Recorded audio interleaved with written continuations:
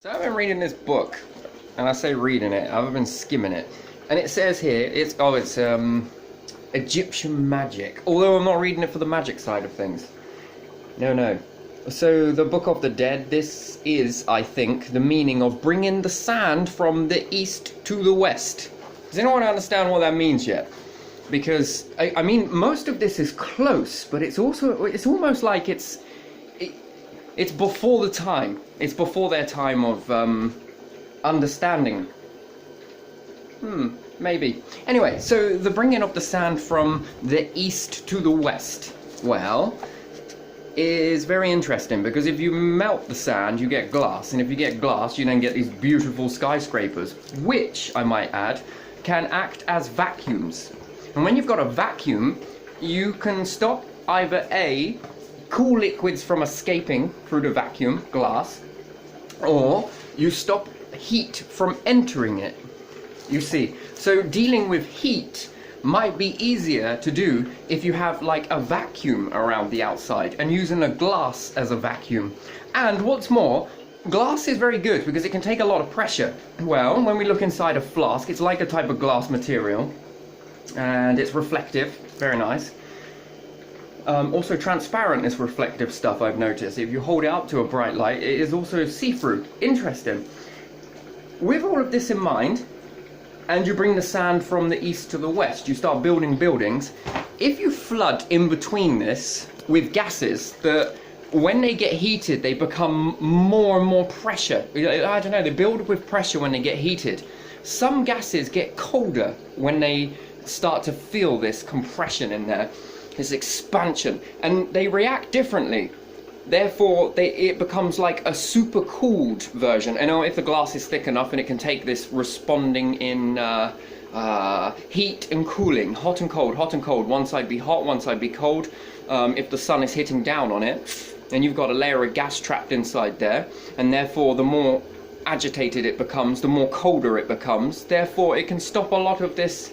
You know, you hear about greenhouses and that they're really hot and stuff. Yeah, some are, but you can also make them to be freezing cold inside there, no matter how much light they get.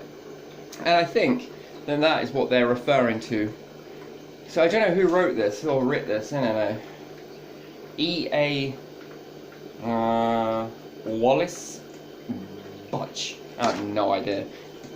Neither here nor there. But this author or whoever wrote that is very close. They're very close.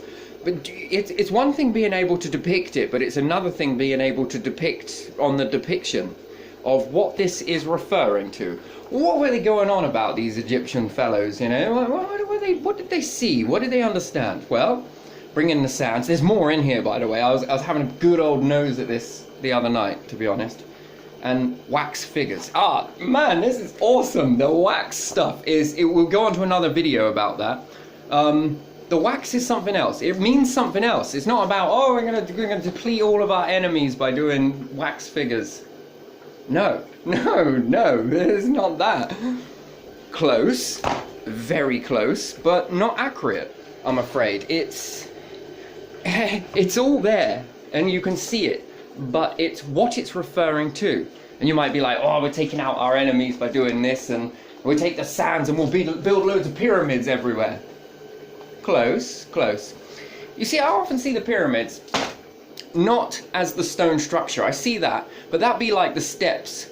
But on the outside of it, if you had another pyramid above it, frame, metalworks, they understood how metal melted. They understood this very well. I often think that there was like glass. The glass ran up and across. I think they were like greenhouses. They were obsessed with food. And therefore, in a desert, you'd need some level of protection and ways of shading, and also allowing some of the light and enter in, not an intense level in order to cause it to cook the vegetation, because that would kill the plants, but it also controls it. And also, if you put water, so if you have the main pyramid and you have another pyramid frame structure, doesn't matter how, above it, and this other one was made of glass, let's say, you could fill this with water, and the water could be trained to trickle down the stone pyramid and the outside, and if it gets hot, let's say, it will cause it to evaporate, and as it evaporates, it gets cooler. It causes things to become cold. Much like if you lick your arm. I don't know about licking. Let's get some tap water, because you know we don't want to put any germs everywhere. And I put some water on here, and then I blow it. Ooh, nice and cold that. Interesting. And therefore you're able to, using this process of sweating, evaporation, to cool things down. Could you imagine a big glass structure above wherever a city is? And if we think about it, let's think about it. Something as small as this, that if put at the right height, can cast quite a big shadow. Therefore, the more shadow that there is, you're not getting as much heat. So shadowing things is often a great way to go.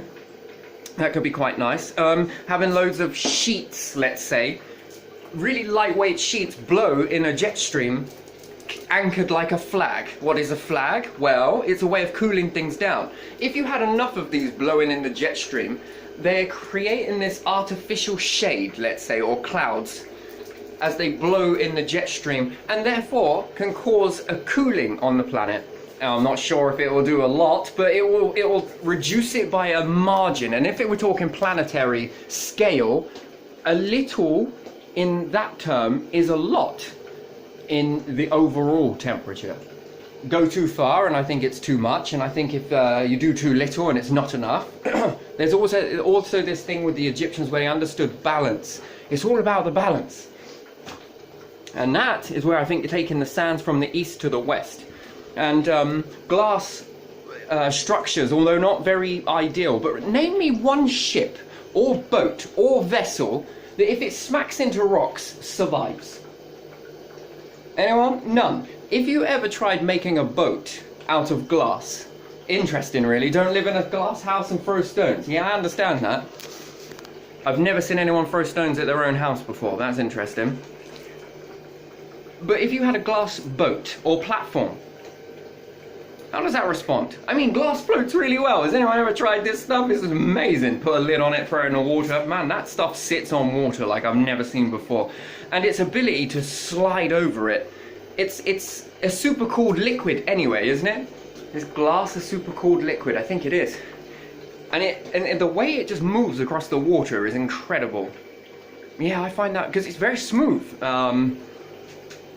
So yeah, if you want things to move, I think it's glass is the best way to do it. And if it's a massive ship somewhere, I'm not sure how it affects in salt water and all the rest of it, but I don't know, it'll probably shatter, maybe, but with a metal structure frame plus the glass, you save metal on your ships, and therefore, could you imagine that if like it was Titanic was made of part glass, part metal work?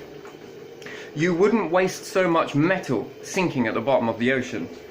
No, quite the contrary actually. You wouldn't lose as much metal. So, you know, we can deplete our resources this way very quickly by having lots of metal ships everywhere. What about an airplane made out of glass? Metal framework, but glass. I mean, maybe it won't take the force, but then name me a plane that can withstand that. And I'm not talking about planes that are going to be diving here, there, and everywhere and shooting around that need to go really fast. No, I'm talking about just a, you know, half glass, half plastic, half this. No, terrible. I didn't mean to say plastic. I meant to say metal, but there you go. I just wonder, how would that work? Would it operate? Would it be good? Is there any way to make a better glass that's able to cope with this type of force?